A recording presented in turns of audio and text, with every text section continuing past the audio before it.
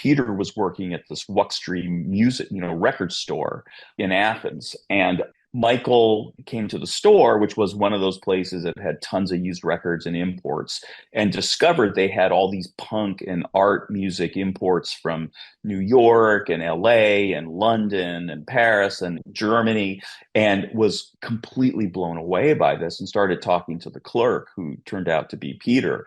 And Peter had such an encyclopedic knowledge of all of pop music, as he had grown up, again, in the suburbs of Atlanta.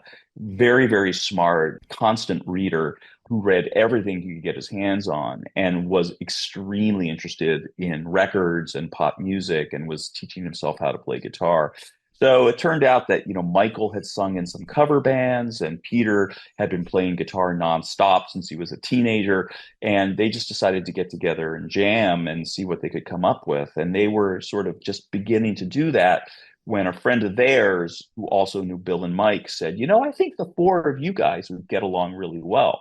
So they thought, okay, and they met these guys at a party, and then they all got together to jam. And really, the way everyone described it, from the first time they got together, it was like, oh, we've got something here, like this, a natural connection. And that was in the winter of 1980, and they just kept playing together and then started, writing songs together. And then when their mutual friend was having a birthday party in early April, she convinced them to make their debut as a performing band at the party, which they did with no small amount of stage fright and pre-show nerves. But they got up there and they played to this church full of kids. And, by all accounts, it was a really striking debut.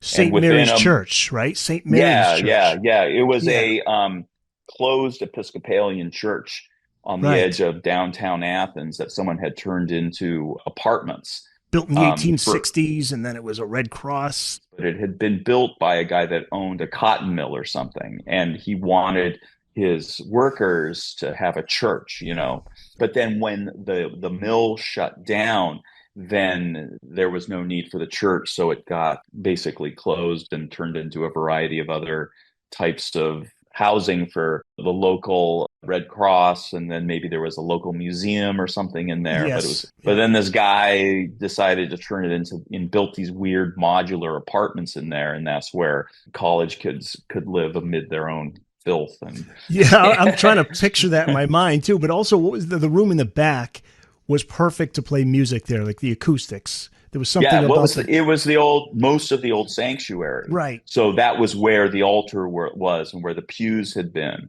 And, there was the steeple that came up, but the steeple had rotted out a little bit. So water, rain had been pouring in. So it was a little musty back there. But it was a great place to go with great acoustics for your band, and you could set up on the altar and your band could rehearse, or there could be a party. And then there was a natural stage there, which was only slightly rotted out from the rainwater that had been coming down. And so it was their friend Kathleen O'Brien, and it was her birthday party. And so a couple bands debuted.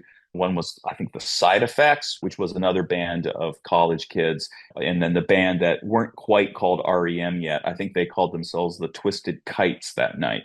But they knew that was just a placeholder name.